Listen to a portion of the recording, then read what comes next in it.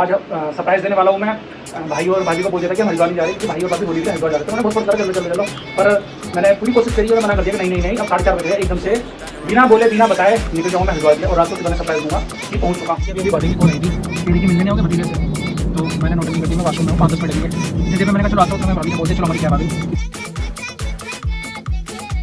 और इस टाइम अभी टाइम पूरा 11:30 बज चुका है, कुछ ज़्यादा ही लेट हो गई है।